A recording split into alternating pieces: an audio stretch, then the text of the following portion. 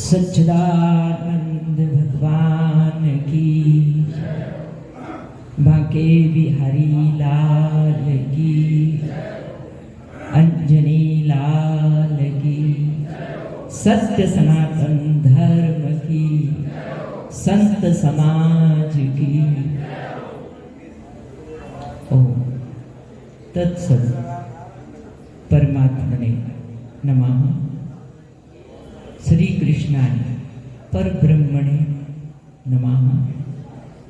ओम सहनावतु सहनौ भुनक्तु सह वीर्यं करवावहै तेजस्विनावधीतमस्तु मा विद्विषावहै।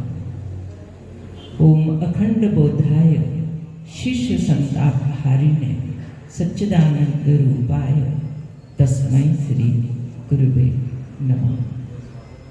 ओम विश्वानि देव सवितर दुरितानि परासु यद भद्रम तन्न आसु। ओम शांति शांति शांति। सभी संत समाज को शत शत प्रणाम। अभी अभी आप बहुत अच्छी बात सुन रहे थे। आत्मज्ञान जैसे कामधेनु होती है, और कामधेनु यदि आपके पास है तो समस्त वस्तुओं की गठरी उसी के साथ, उसी के साथ। क्या चाहिए आपको संसार का, वो सब कामधेनु से मिल जाएगा। 1000 सेना चाहिए, मिल जाएगी। 50,000 का भोजन चाहिए, मिल जाएगा। भौतिक जगत की चीजें आपको क्या चाहिए, जहां कामधेनु है उसके द्वारा आपको सब प्राप्त हो जाएगा। इसी तरह से जिसके पास आत्मज्ञान है उसे सब प्राप्त हो जाएगा, सब हो जाएगा, सब कुछ। 3 लोक 14 भुवन, आत्मज्ञान से ऊपर कुछ भी नहीं है, कुछ भी नहीं है। यहां आचार्य जी बैठे हुए हैं। मां बच्चे को इतना नहीं सुधार सकती जितना पिता सुधारता है। पिता जितना बच्चे को नहीं सुधार सकता उतना एक अध्यापक सुधारता है। अध्यापक भी जितना बच्चे को नहीं सुधार सकता उससे ज्यादा एक आचार्य का प्रभाव पड़ता है बच्चों के ऊपर। और आचार्य से भी ज्यादा प्रधानाचार्य का प्रभाव पड़ता है, और प्रधानाचार्य से भी ज्यादा सद्गुरु का प्रभाव पड़ता है। कैसे? एक व्यक्ति ऐसा होता है जो केवल बाहर से सुंदर होता है, एक व्यक्ति ऐसा होता है जो भीतर से सुंदर होता है, और एक व्यक्ति ऐसा होता है जो बाहर से भी सुंदर होता है और भीतर से भी सुंदर होता है, वो सद्गुरु होता है।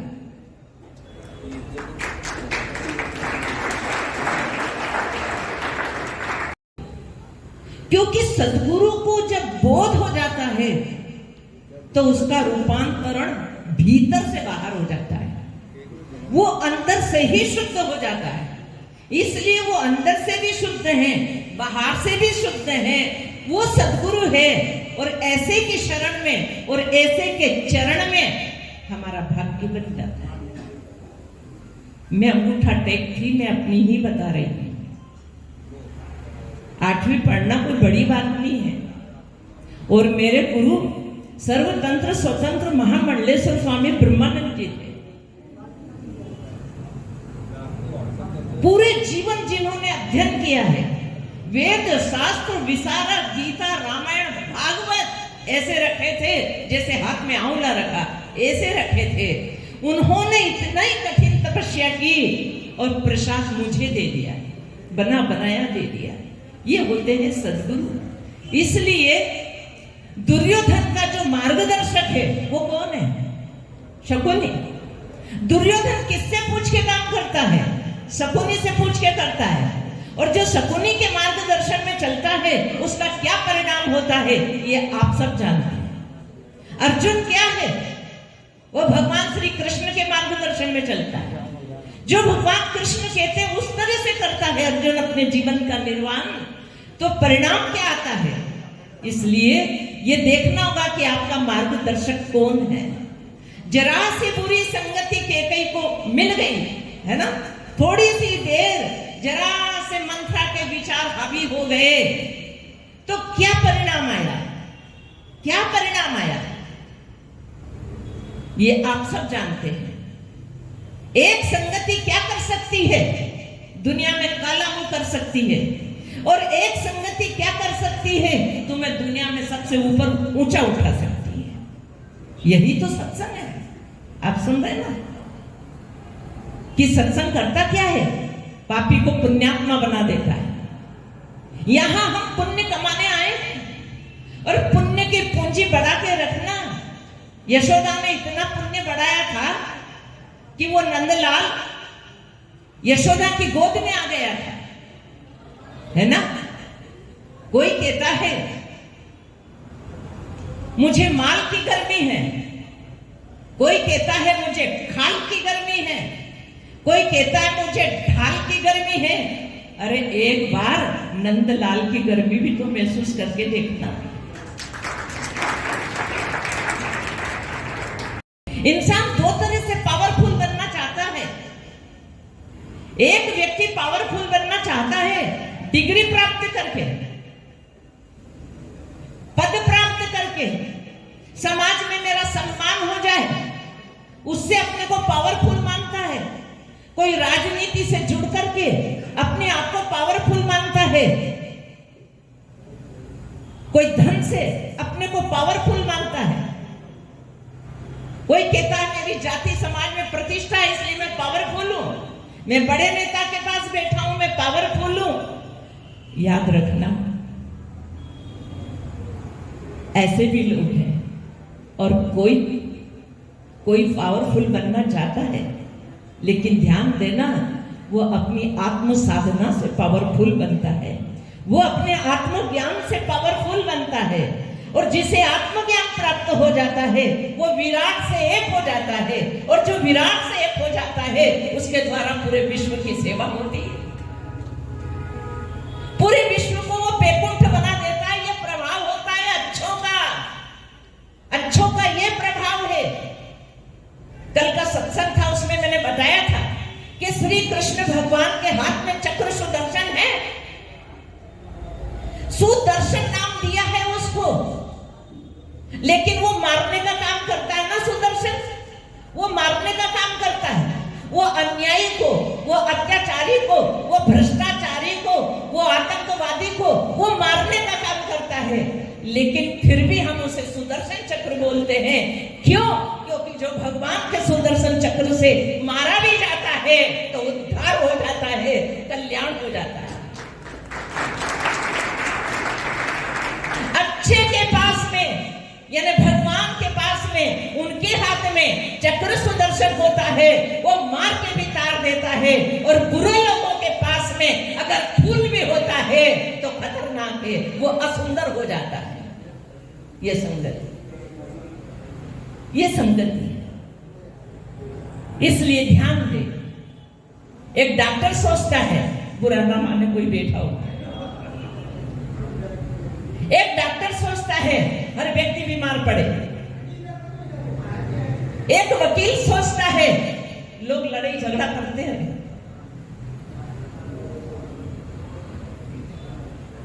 एक सिपाही सोचता है लोग जुल्म करते रहे। बात ज्यादा मैं नहीं बढ़ाऊं। और एक संत सोचता है, एक सद्गुरु सोचता है मेरे विश्व का कल्याण हो जाए, मेरे समाज का कल्याण हो जाए, मेरे बेटे का कल्याण हो जाए, मेरे विद्यार्थी का कल्याण हो जाए। कितना बड़ा परिवर्तन। क्या करना पड़ेगा इतनी बड़ी आत्म उपलब्धि के लिए? ये देह का चीथड़ा उतारना पड़ेगा। ध्यान देना, आत्मज्ञान के लिए देह का कपड़ा उतारना पड़ेगा। पड़ेगा। आत्मज्ञान के लिए ये मन का कपड़ा उठा के फेंकना पड़ेगा, उतारना पड़ेगा। और ये दोनों चिथड़े तुमने उतार के फेंक दिए, तब जाके आप अंदर प्रवेश करके अनुभूति को प्राप्त करें। आत्म अनुभूति। अभी मेरे 3 बच्चों के अंदर झलके उतरी है आश्रम पे, मैं क्या बताऊं, अंदर से पूरे बदल गए। ये भौतिकता की आग में पड़े हुए ड्रिंक कर रहे हैं, शराब में जा रहे हैं, नशे में जा रहे हैं, कैसे कैसे गंदे चित्र देख रहे हैं, कैसी कैसी वासनाएं भड़क रही है।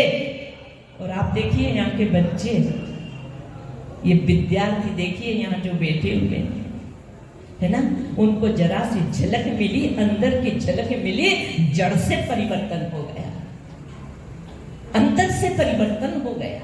एक एक झलक उतरी। अगर वो पूरा उतरेगा तो,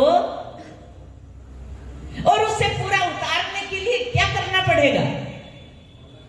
एक व्यक्ति ने महात्मा जी से पूछा कि महाराज, मुझे परमात्मा को पाना है, करना क्या पड़ेगा? उन्होंने कहा चल बताता हूं, बाजार में घूम के आते हैं अपन दोनों, चलो। गुरु और शिष्य वो बाजार में घूमने गए। एक किराने की दुकान पे गए गुरुजी। किराने वाले से कहा कि इसका डब्बा खोलना, तो ये ढक्कन खोलना डिब्बे का।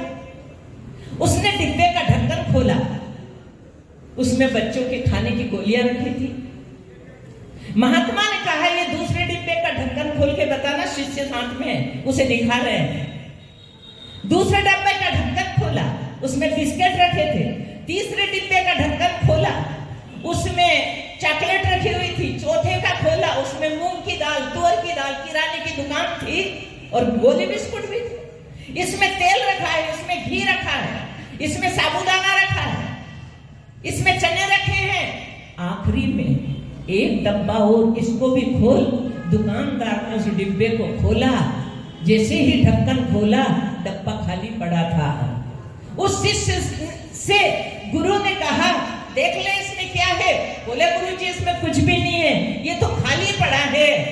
ये खाली पड़ा ना, इसी में कृष्ण है। तो जिसका डिब्बा खाली पड़ा है, अंतःकरण का डिब्बा, उसी में कृष्ण है।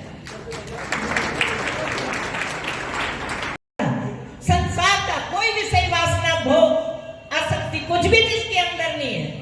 ना मान चाहिए, ना सम्मान चाहिए, ना धन चाहिए, ना पैसा चाहिए, ना प्रतिष्ठा चाहिए।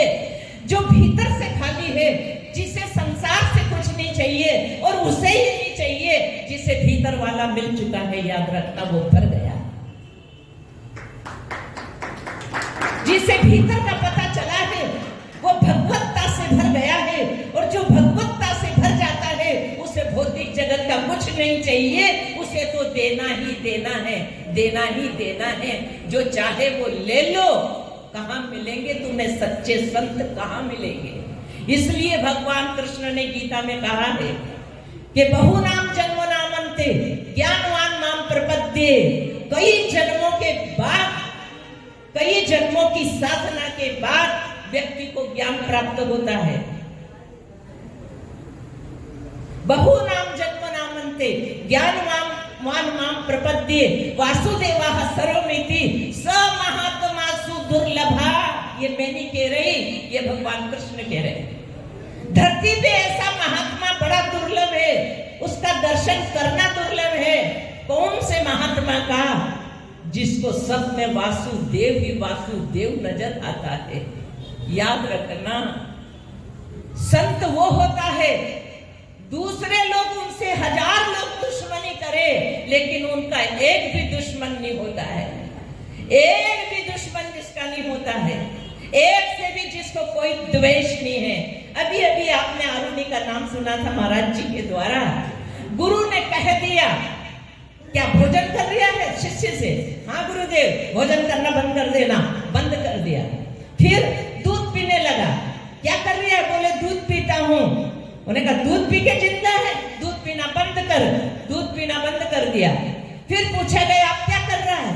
कुछ नहीं गुरुदेव, दूध पीना बंद कर दिया है। दूध जब बछड़ा पीता है, उसके चेहरे पे जो, मुंह पे जो झाग आते हैं, मैं उसी को पी करके काम चलाता हूँ। उन्होंने कहा वो भी बंद कर दे। वो भी बंद कर दिया। आखिरी में भूख के कारण लिए शिष्य ने पत्ते खा लिए, आंखों से अंधा हो गया, और अंधा हो गया तो कुएं में जाके गिर पड़ा। जैसे ही वो कुएं में जाके गिरा, और गुरु ने आवाज लगाई कि कहां हो तुम आरुणी, कहां हो? उन्होंने कहा गुरुदेव मैं कुएं में पड़ा हुआ हूं। गुरुदेव जाते हैं और कुएं से बाहर निकालते हैं और गले से लगा लेते हैं और ब्रह्म ज्ञान की विद्या दे देते हैं।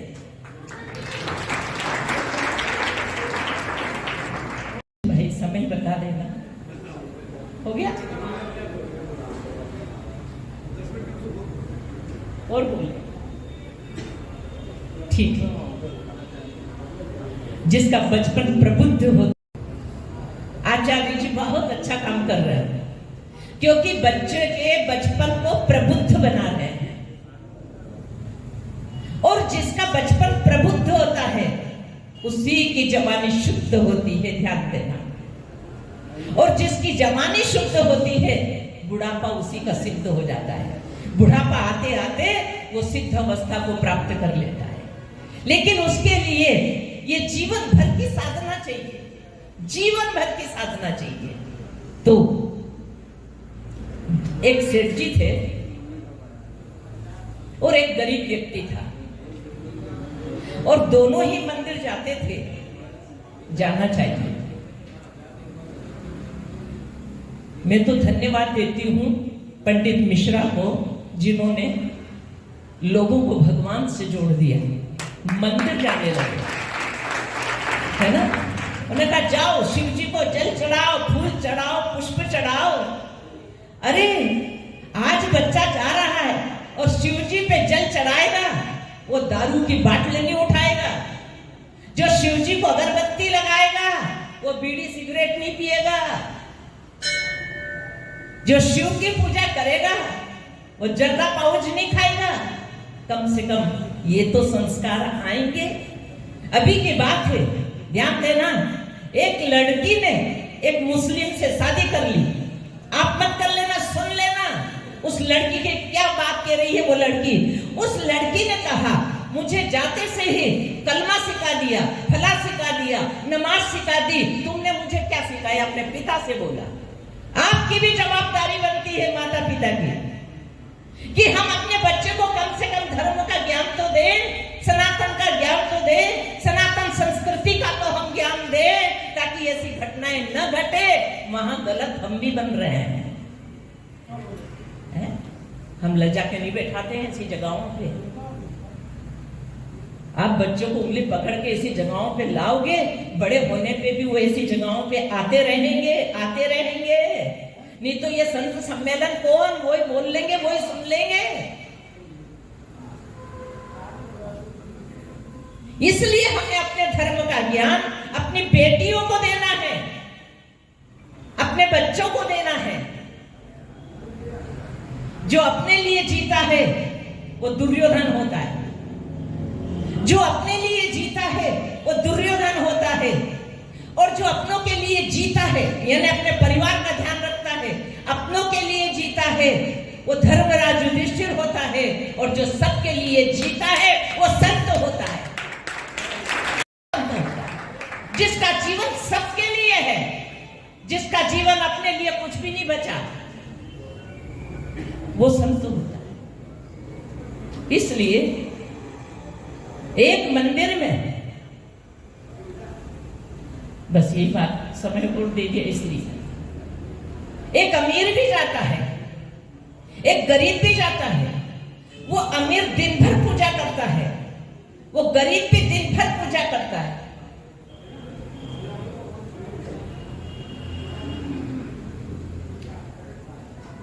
बड़े लंबे समय से दोनों मंदिर जाके पूजा करते हैं। अब ये एक अलग बात है कि मंदिर में जाके कोई संसार मांगता है और मंदिर में जाके कोई भगवान मांगता है, ये एक अलग बात है। अब लंबे समय से चलता रहा, संयोग की बात है कि जो अमीर था उसने भी शरीर छोड़ दिया, जो गरीब था उसने भी शरीर छोड़ दिया। अमीर को लेने के लिए यमराज आए और गरीब को लेने के लिए भगवान लेने आए। और जब दोनों को लेकर के गए तो अमीर ने कहा कि पूजा मैं भी करता था, पूजा गरीब भी करता था, आप गरीब को तो रथ में बिठा के लाए हो और मेरे लिए यमराज भेज दिया। तब भगवान ने कहा, तूने केवल अपने लिए जीवन बिताया, मुझे ये चाहिए 10 है गाड़ी तो 20 हो जाए, 10 प्लेन है तो 50 हो जाए, 10 लाख है तो 50 लाख हो जाए। तूने केवल अपने लिए मांगा है, अपने लिए चाहा है। जो अपने लिए जीता है वो मर जाए तो अच्छा है, जो औरों के लिए मर जाता है वो अमर हो जाता है।